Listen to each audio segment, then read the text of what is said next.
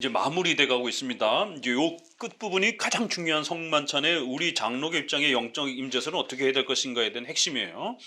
그리고 나서 이제 뒷부분의 18장, 19장은 좀 그냥 이렇게 쭉쭉 읽어가도 돼요. 왜냐면 이제 이거는 로마 카톨릭의 잘못된 그 방식들에 대해서 비판하는 내용들이기 때문에 편안하게 읽어가도 되는데, 요 17장은 우리께 뭔지에 대해서 아주 집중적으로 그 문장 하나하나씩 파고드는 거라 좀 천천히 자세히 읽어야 됩니다. 성찬의 외형적인 집행에 대해서는 이제 예컨대 이게 보세요. 이게 성경 해석 원리에다 명시적, 그다음에 추론적, 양심적이라고 하는 웨스민스터가 칼빈의 이런 부분을 잘 이렇게 반영해 놓은 겁니다. 명시적으로 성찬이 방법론에 대해서 세부적으로 다루지 않는 건 어떻게 되느냐는 거예요. 신자들이 떡을 손에 쥘 것인가? 신자들끼리 나눌 것인가? 각기 받은 것을 먹을 것인가? 잔을 집사들에게 돌릴 것인가? 아니면 받아갖고 이렇게 자기네들끼리 성도들끼리 이렇게 연속해서 돌릴 것인가?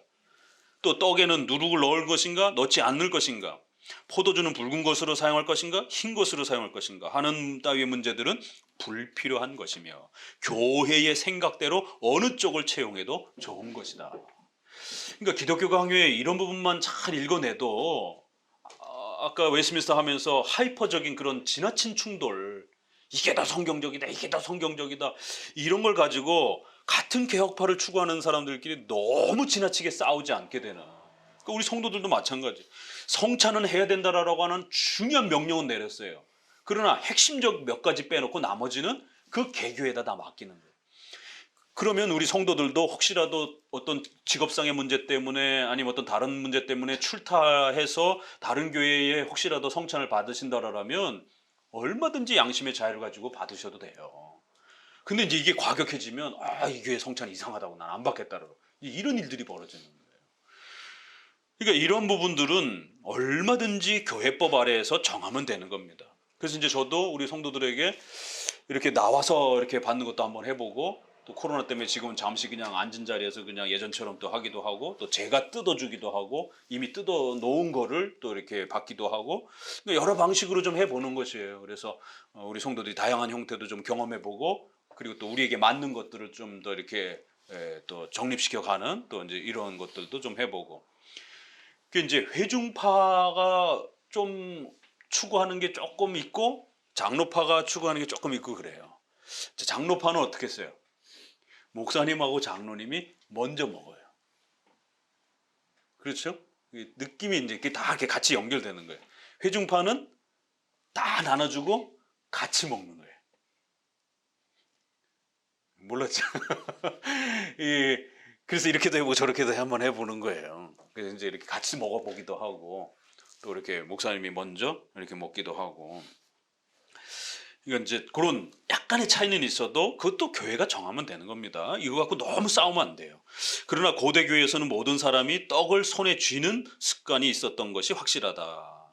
이렇게 떡을 손에 잡고 받는 방식으로. 그래서 너희끼리 나누라 라고 했을 때 이제 이런 표현들. 그 다음에 누룩 넣은 빵을 처음엔 썼어요. 근데 지금은 분위기가 무교병, 누룩이 없는 거를 당연히 써야 된다 생각을 해요. 카톨릭의 이 웨이퍼 때문에 얇은 그 부분.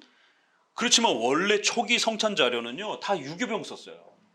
그냥 일상 먹던 빵을 썼어요. 그래갖고 빵을 집에서 조금씩 다 가지고 옵니다. 그래서 식사를 하고, 이제 우리 복음서의 성찬을 보게 되면 이게 지금 우리가 생각하고 있는 성찬하고 좀 달라요. 고린도서에도 보게 되면 와갖고 잔뜩 먼저 먹고, 그래갖고 취하고 배부르고 뒤에 사람 못 먹고, 이게 왜 이렇지? 우리 지금 여기에서 생각이 안 되죠. 우리 지금 이렇게 조금씩 떼어놓는데. 그러니까 그때는 일상빵을 다 갖다 놓는 거예요. 그리고 애찬식이라고 해서 성도들이 먹어서 저녁을 같이 먹는 거예요. 이게 이제 유월절 문화에서 이렇게 넘어가다 보니까. 그래서 앞에 식사와 뒤에 식사, 그 가운데에 할 수도 있고 이렇게. 그러다 보니까 누가복음에도 보면 잔이 여러 번 나와요. 잔을 한 번 주고 언약이 다른 게 아니라 잔이 2번 나옵니다. 유월절 행사에선 잔이 보통 4번 사용합니다. 그러니까 그 유월절을 집행하던 과정 중에 성찬을 제정하셨기 때문에, 그래서 다른 복음서에서는 잔을 한 번 주면서 성찬 제정의 포도주에 대한 말씀이 나오지만 누가복음에서는 두 번이 나오면서 이렇게 포도주에 대한 이야기가 나온단 말이에요. 그러면 우리가 성찬에서 잔을 두 번 줘야 됩니까? 그런 건 아니에요. 이제 왜 그랬냐면 이제 고 유월절 1세기 당시에 그런 유월절 문화 때문에, 그래서 보편적 질서는 그냥 한 번만 주는 것으로 충분한 것입니다. 그렇지만 그 앞뒤에 보게 되면 식사가 있어요. 그래서 일반 빵을 다 갖다 놓고 같이 밥을 먹는 거예요. 그 남잖아요. 남으면 구제를 하는 겁니다. 그거를 가지고. 그래서 이제 종교개혁 시대 때도 그렇게 조금 가지고 오는 분들도 있고, 이제 왜냐면 빵이라든가 이런 주식들이라든가 이제 이런 게 가능할 때는. 그렇지만 이제 조금 산업화 시대가 되면서 구제 헌금을 하는 돈으로. 그래서 그 빵을 이렇게 걷었다가 이렇게 나눠주기도 하고. 그래서 무교병, 유교병 큰 의미가 없어요. 이거 꼭 성경적으로 누룩 없는 걸로 해야 된다, 이러면 안 된다라는 겁니다. 그래서 그들의 마음에 건전한 경건을 가르치면 된다. 나는 꼭 이런 부분들을 어느 걸 고집할 필요가 없다라고 이렇게. 여기에 포도주를 흰 것으로 하느냐 붉은 것, 흰 것에 대해서 이제 성도들 굉장히 놀래요. 이제 이거 당연히 붉은 것으로 해야 되는 거. 이거 이제 교회 역사서는 흰 것을 하기도 했다라는 거예요. 왜 그러냐면 이제 붉은 포도가 없는 지역이 있을 수가 있고, 그럴 때 성찬은 예수 그리스도의 피의 죽으심에 대한 부분이 핵심이 아니라 그리스도께서 부활하고 승천하셔서 우리의 영의 양식이 된다라고 하는. 그래서 포도주는 우리의 양식에 대한 음료 개념이에요. 그래서 떡도 양식의 개념이기 때문에. 그러니까 성찬을 잘못 알고 있는 거예요. 그 중심을. 기본은 그리스도의 죽으심과 피 흘림이지만 그건 더 강한 건 세례고, 성찬은 그 이후에 성장에 대한 이야기, 그 은혜를 우리에게 펼치는 거기 때문에 예수 그리스도께서 우리에게 양식이 된다라고 하는 그 상징성을 가지려면 그게 떡이 되고 또 빵이 되고 또 포도주. 중동이라든가 유럽에는 맥주라든가 이런 부분들이 음료처럼 이렇게 사용되었기 때문에, 우리 개념에서 술 이러니까 술은 여가를 즐기는 이제 이런 거랑 구별돼 있지만 이제 거기는 음료와 물이 같이 이제 이렇게 하다 보니까 물을 통한 양식의 개념이에요. 그래서 흰 포도주도 얼마든지 가능하다라는 거예요. 그렇기 때문에 이제 우리가 SNS에서 여러분들 혹시라도 칼빈이 술고래였는가, 최근에 어떤 자료 보니까 그게 막 떠돌아다니더라고. 그래갖고 칼빈이 다른 거는 양보를 했어도 양질의 이 좋은 포도주를 받는 부분에 대해서는 양보하지 않고 그건 꼭 달라라라고 이렇게 제네바 시위에다 요청을 했다라고. 그럼 배자가 그런 거는 명백하게 기록이 있어요. 그래서 저도 좀 보곤 했는데, 저도 이번에 그 칼빈의 그 자료는 저도 좀 생소하더라고요. 그래서 칼빈도 이 부분을 포도주에 대한 그 제네바 시의회에 남겨진 자료이기 때문에 좀 그건 볼 수 있는 사람만 보는 거죠. 근데 배자는 그 자료가 있더라고요. 그래서 배자가 다른 부분은 좀 이렇게 저거 해도 꼭 왜냐면 이제 이 돈에 대한 이런 부분들이 급여가 충분치 못하다 보니까 이제 나중에 그냥 빵이라든가 이런 포도주로 줘요. 목사님 급여를. 그러니까 그 당대에 포도주는 아주 중요한 그들의 생필품이었기 때문에 그 포도주를 가지고 다시 이제 이렇게 다른 물건들을 이렇게 사기도 하고 또 물건 거래도 되기도 하고 이제 이런 형편이었어요. 그래서 배자는 굉장히 그 고급 가문에서 자란 분이에요. 상류층에서. 그러다 보니까 포도주를 이렇게 즐길 줄 아는 분이었어요. 그래서 건강을 위해서도 그렇고, 또 그때는 의료가 발전돼 있지 않기 때문에 포도주를 이렇게 약으로서도 쓰고 그러다 보니까, 또 그게 인플레이션이 강해가지고 돈을 갖고 있어봐야 이게 이제 별로 가치가 없는 거예요. 그러니까 제네바에서도 이거를 물건으로 주는, 그래서 특별히 포도주로 이렇게 달라라라고. 그래서 그 포도주가 인플레이션이라든가 이런 부분에서도 보호가 되고, 또 포도주가 건강에도 이렇게 상당히 영향을 끼치고 이제 이러다 보니까 배자도 그러니까 포도주도 상중하가 있으니까, 그래서 될 수 있으면 포도주는 좀 이렇게 고급 포도주를 이렇게 요청을 하는 이제 급여의 비율에 있어서 이런 부분들. 이제 칼빈도 그런 어떤 그 포도주에 대한 부분들을 이렇게 급여로 받을 때 이런 부분들을 이렇게 요청했다라고 하는 이제 자료를 누가 이렇게 올렸는데, 이제 그거는 그 포도주가 그 시대에는 이렇게 하나의 이렇게 그들의 삶을 이렇게 여가를 누릴 수 있는 하나의 음식 여가 문화의 형태가 되기도 하는 것을 보게 돼요. 그래서 칼빈이 술을 마셨어? 이게 우리 문화에서 이렇게 너무 낯설게 이런 관점으로 볼 게 아니고 그 유럽 당시에는 다 그냥 그게 생필품이었기 때문에 그리고 지금도 아디아포라로서 이렇게 미국 개혁주의 분들은 술, 담배 문제에 대해서 다 자유로 열어놨어요. 그건 교회법에서 정하도록. 우리나라에서만 금지된 거지. 남미라든가 이런 데는 또 커피가 금지된 나라가 있는 것처럼. 그래서 그건 너무 생소하게 야, 뭐 칼빈이 이 술꼬래야? 막 이러면서 이제 이렇게 비난하시고 그러시면 안 돼요. 그거는 기독교 역사를 좀 더 이렇게 폭넓게 이렇게 좀 들여다 보셔야 됩니다. 자, 그래서 이런 흰포도주. 자, 그래서 이런 부분들을 너무 지나치게 어느 한쪽으로 몰아가게 되면 그들은 미신에 속아 정신이 둔해진 사람들을 마음대로 인도하면서 사람들을 종교에 잡아두는 이런 극단적인 금욕주의나 엄격주의, 율법주의적인 형태가 된다는 것이에요. 그래서 이런 부분들은 조심해야 된다는 겁니다. 말씀이 우리에게 요구하는 정도까지만 우리가 잘 바라보면 된다는 것이. 자, 넘겨오셔서 515페이지에 그래서 이제 이러면 이 복잡한 의식들을 우리는 잘 해결하기 위해서 성찬을 교회 앞에 자주 적어도 일주일에 한 번 집행한다면 합당한 집행이 될 수 있을 것입니다. 이제 횟수는 또 그럼 어떻게 할 거냐? 그래서 이제 요게 핵심입니다. 그러면 어떤 순서와 내용들이 있어야 되느냐라고 할 때 기도로 시작하고 거기에 성찬 제정과 관련된 말씀, 설교가 있어야 되고 그 다음에 성찬 제정의 말씀을 반복해주는. 그래서 성찬의 구절을 고린도서라든가 이런 거 읽어주고 그 뜻을 이렇게 설명해주는 성찬 제정의 말씀이 핵심이에요. 자, 이 많은 것도 우리 웨스민스터에 따라 세 가지로 정리가 됩니다. 웨스민스터에는 세 가지. 첫 번째, 성찬 제정의 말씀. 영적 임재설이라고 하는 것이 이것이 합당하게 집례되려면 반드시 이게 있어요. 세 가지가 있어야 돼요. 성찬 제정의 말씀. 두 번째 뭐겠어요? 그렇죠. 성별기도. 일반 방에서 교회 예식방으로서 성별하는 그러한 성별기도는 합니다. 가톨릭처럼 예수 그리스도의 몸으로 바뀐다라고 하는 축성기도는 안 하지만 우리는 거룩한 교회 예식으로서 사용한다라고 하는 성별기도는 하는 것이에요. 그래서 성별기도. 그렇기 때문에 그 성찬이 끝나고 나서 남은 것에 대해서 쓰레기통에다 갖다 막 버리고 이제 회중파 분들이 성찬을 잘못 이해해가지고 최근에 제가 후배들하고 저희 교단 후배들하고 논쟁을 하다가 그거 성찬은 뭐 왜 그 무슨 가톨릭처럼 그렇게 뭐 목사님만 먹고 우리 이제 선조들은 땅에 묻고 그랬거든요 옛날에는. 그러니까 그게 무슨 뭐 신성한 거냐 그걸 왜 땅에다 묻느냐 이제 이게 과거에 우리 장로교회의 그러한 관례와 질서를 잘 이해를 못하다 보니까 자기 혼자 독단적으로 이 개혁주의를 배우다가 이게 회중파식으로 이제 그러니까 지나치게 카톨릭에 대한 공격성이 장로교회에 대한 그런 공격성으로 연결이 되는 거예요. 왜냐하면 장로교회가 질서와 이런 큰 또 중요한 면들은 이렇게 카톨릭에서 많이 이렇게 안 바뀌고 기본 핵심적인 것들은 중요한 것들은 타락하지 않은 것들은 그대로 또 계승을 했단 말이에요. 안수 같은 뭐 이런 절차도 그렇고. 그러니까 제세례파가 그런 거 필요 없다. 그냥 내가 내 머리에 안수하고 그냥 성도들이 안수하면 됐지 뭘 그거를 꼭 목회자들이 안수를 해야 되느냐. 이런 이제 반감들이 세워지는 거예요.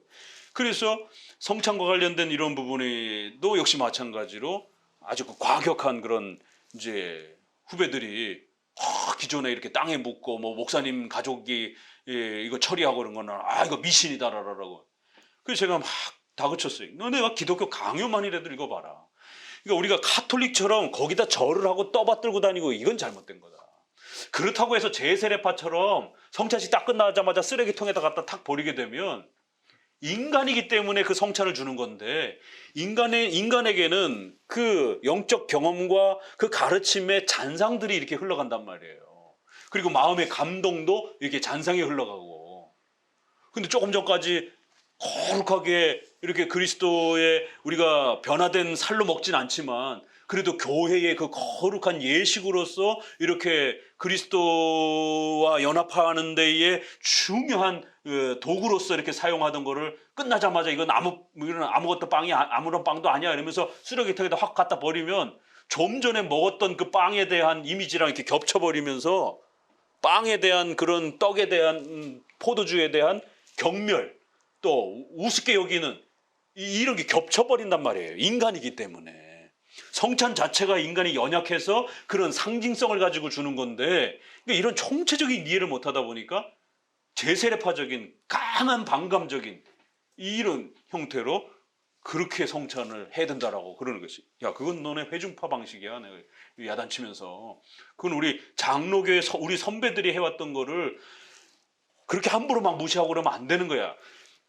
교리적으로도 중요한 원칙들이 있지만 교회법적으로도 또 이렇게 확립이 되기도 하고, 또 교회법에서 모든 걸 다 말할 수 없기 때문에 관례적으로 또 이렇게 교회 안에서 해왔던 습관들이라든가 관습들이 명백하게 문제가 되지 않는다라면 우리가 또 존중해야 되는 부분이 있다. 그래서 왜 우리 선조들이 성찬식에서 끝났을 때 그걸 성도들하고 같이 나눠 먹지 않고 그거를 조금 더 이렇게 성도들이 성찬에 대한 그 거룩한 빵으로서 성별했던 것들을 그 마음을 그대로 이렇게 간직하면서 돌아갈 수 있도록, 그래서 그 빵은 목사님 가정에서 이렇게 처리를 한다든가 아니면 땅에다가 이렇게 묻는다든가 이렇게 해서 그 빵을 좀 더 성도들이 성별해서 썼던 그 소중한 그런 교회의 예식적 질서를 보존해 줄 수 있도록 한 거지, 그걸 무슨 미신처럼 그런 형태는 아니다. 뭐 그걸 미신으로 생각했으면 그걸 어떻게 땅에다 묻어요? 그거를 떠받들고 다녀야지. 그러니까 그 성별, 그다음에 세 번째는 분배, 두 개에 대한 떡과 포도주 모두를 분배해 주는 것. 이런 부분이 핵심이 여기서는 조금 여러 개로 소개가 돼 있죠. 여기 세 개가 여기는 여러 개예요. 자, 그래서 성찬 제정, 그다음에 낭독, 금지한 사람들의 성찬을 제외하는 그런 또 권고, 그 다음에 기도, 그 다음에 시편송, 그 다음에 무엇을 읽든지 성찬이 진행될 때 시편을 노래하든지 아니면은 읽어주든지, 떡을 떼고 잔을 나누는 적당한 순서, 끝난 후에는 신앙 고백을 하고 그리스도인다운 행위를 하라고 권고하는 것, 그 다음에 하나님께 감사와 찬송을 드리면서 또 이렇게 이제 마무리하고, 이제 웨스트민스터로 넘어오게 되면 구제 헌금이 이제 이 시간에 이렇게 들어갑니다. 그래서 이제 웨스트민스터 시대까지는 성도들이 11조의 이런 개념들이 국가 세금도 있고 그 다음에 11조가 국가와 관리 이렇게 연결돼 있다 보니까 세금과 11조 개념이 같이 이렇게 어우러집니다. 그래서 제세례파가 반국가를 외치면서 11조 폐지 운동을 벌인 거예요. 그래서 요즘에도 11조 폐지 운동 벌이고 막 이런 분들이 다 주로 회중파 사람들이에요. 그럴 때 쯔빙글리, 칼빈, 웨스민스터 다 적어도 구약적 그런 방식은 아닐지라도 구제헌금을 위해서, 교회 운영을 위해서, 또 하나님 앞에 자신을 바친다라고 하는 신앙적 도구로서라도 적어도 일정한 선에서의 헌금을 유지해야 된다. 근데 그 일정한 선이 얼마큼이냐가 성경에 명백하게 나와 있지 않기 때문에 교회의 관례적으로 11조라라고 하는 이러한 표현들이 성도들에게 가장 익숙해져 있고 이러기 때문에 특별히 또 분량상에 있어서도 적어도 10분의 1 정도는 그래도 할애가 되어야, 10분의 1 정도가 국가의 세금으로 바쳐서 국가가 운영이 된다라면 적어도 교회를 위해서도 10분의 1 정도는 그렇게 그들의 삶에 비중성 있게 그렇게 또 구별해서 하나님 앞에 이렇게 드리게 되면, 그 이상을 바치는 것에 대해서는 말하지 않지만 그 이하를 바치게 되면 교회가 운영이 안 된다는 거죠. 이게 이제 심각해지는 문제인 거예요.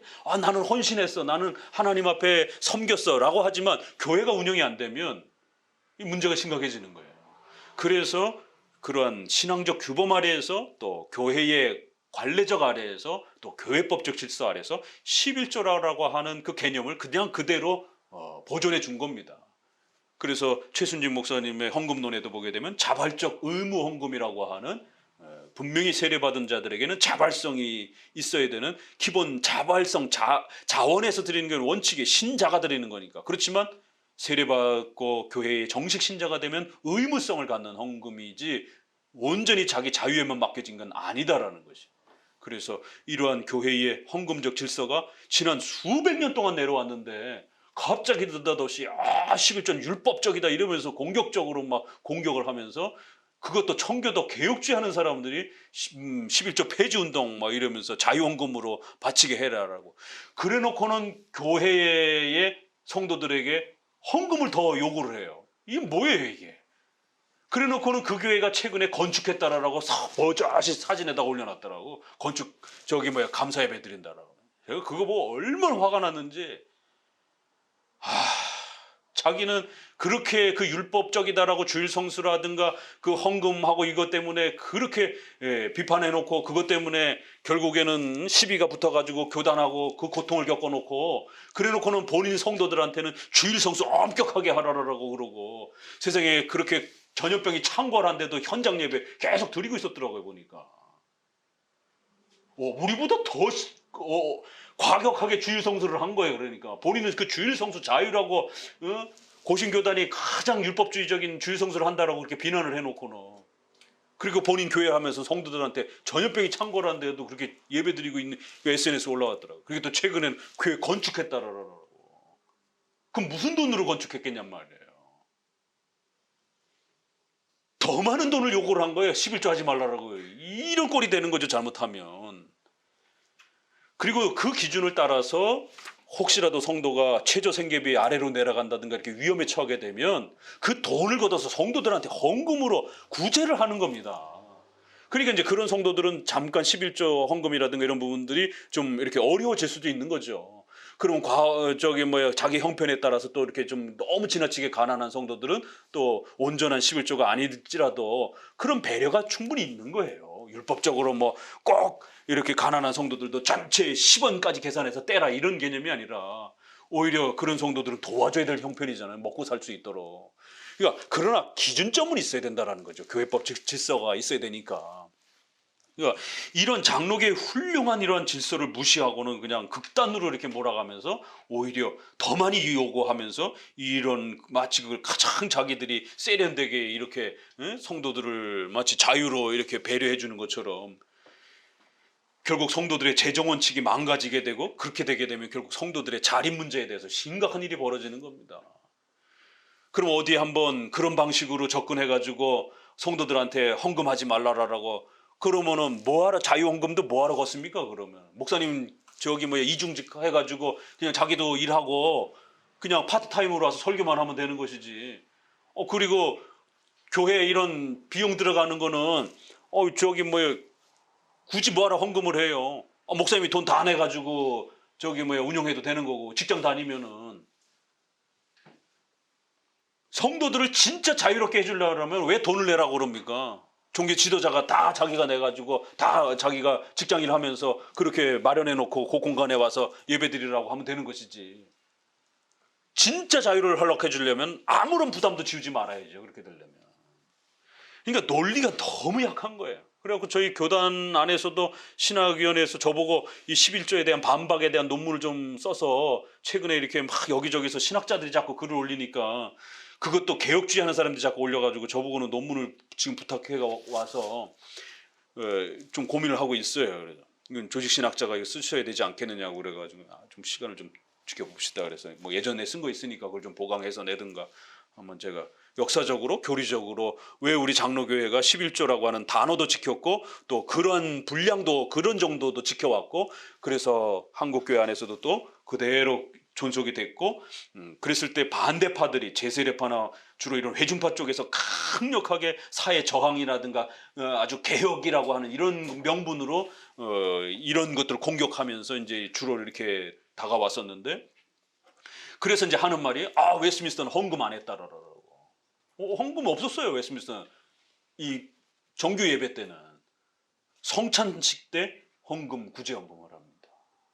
그리고 그들은 11조를 바치는 것이에요. 의무적으로 국가의 세금처럼. 그러니까 헌금할 필요가 없죠. 정규 예배 시간에. 그래서 그걸 가지고 국가 위정자가 급여 형태로 목회자들을 주니까 지금 독일처럼 준 공무원 개념으로 칼빈도 제네바 시에서 준 공무원 개념으로 급여를 받잖아요. 성도들한테 받은 게 아니고 제네바 시의회에서 급여를 받은 겁니다. 그렇기 때문에 성도들이 일정한 금액을 국가의 세금처럼 11조가 맞물려 해서 국가에 내는 거예요.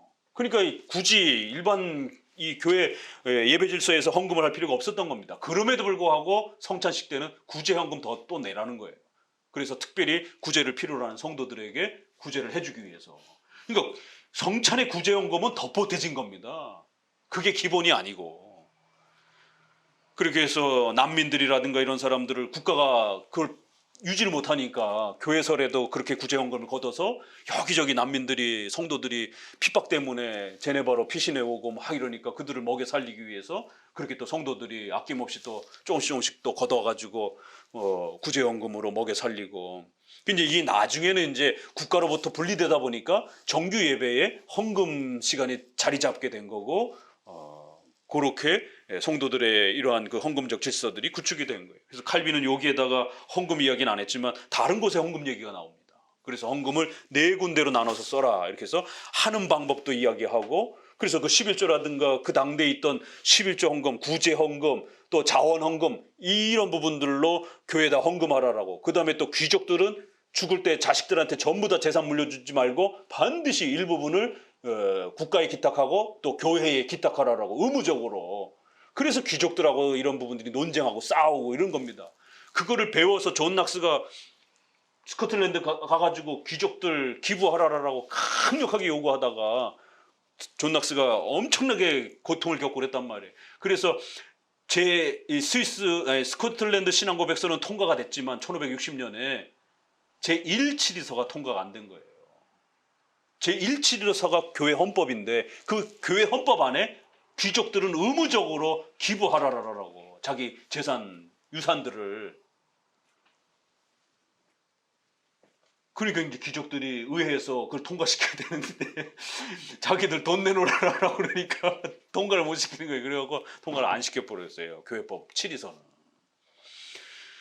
그만큼 그래서 공립학교를 만든 겁니다. 가난한 아이들이 공부할 수 있는 그런 재정 확보를 해준 거예요. 그리고 그 재정 확보를 해서 신학교를 만들어갖고 신학자들을 길러내려고. 제네바도 마찬가지인 거고. 왜냐하면 국가가 그걸 다 감당을 못하다 보니까. 그래서 걷는 방법, 그 다음에 그래서 돈 있는 사람 귀족들은 반드시 일정량을 유산으로서 나중에 죽을 때 반드시 교회에다가 기탁하라라고. 그래야 하나님 앞에 복 받는다라고. 자녀들도 복을 받고. 그 다음에 이제 쓸 때는 목회자 사례비, 그 다음에 구제헌금, 그 교회의 가난한 성도들, 그 다음에 운영비, 교회 수립이라든가 이런 교회 운영비, 그 다음에 마지막은 기타 구제금. 외부에서 이렇게 난민들이 올 때 나그네 대접비라 그래서 이렇게 일정한 부분들을 교회가 비축해뒀다가 가난한 사람들과 가난한 목회자들이 이렇게 피난 오게 되면 반드시 먹여 살리라. 그래서 네 개로 나눠서 쓰는 것이지, 무슨 부산의 그 유명한 교회처럼 교회 재정의 뭐 70%를 선교비로 쓴다라고. 그 자랑이 아닙니다. 그거는 옳지 못한 거예요. 교회법에서 재정을 어떻게 써야 되는지도 이렇게 구별이 있는 겁니다.